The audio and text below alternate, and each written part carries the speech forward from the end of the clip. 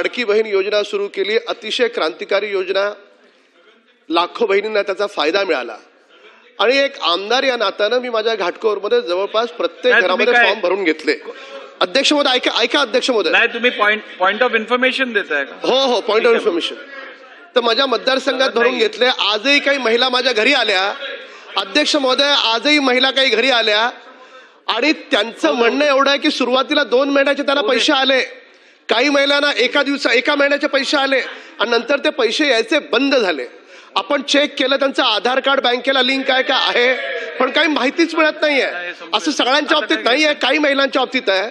तर माझी शासनाला विनंती आहे की महाराष्ट्रातल्या सगळ्या महिलांना, लाडक्या बहिणींना हे कळावं की ज्यांच्या अकाउंटमध्ये पैसे येत नाहीयेत तर कुठली तरी अशी वेबसाईट असावी की ज्याच्यावर नाव टाकलं तर तिला पैसे येणार आहेत, न येणार आहेत, न येत आहेत तर काय कारण आहे, तिला तिचं कारण कळलं पाहिजे.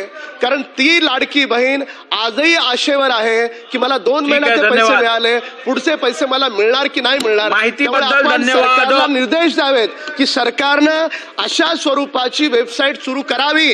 आणि विरोधी पक्षाला बोलण्याचा काय अधिकार नाही. तुम्ही त्या लाडक्या बहिणीला खडकू दिला नाहीत, आम्ही दिलेत पैसे आम्ही. आणि ज्या बहिणींना मिळत नाहीत त्या बहिणींना सुद्धा आम्ही देऊ. आणि सन्माननीय आदित्य ठाकरे साहेब, तुम्हाला तर जराही नाही, तुम्हाला तर जराही नाही. महापालिका लुटून खाल्लीत तुम्ही. पंकजाताई बोला.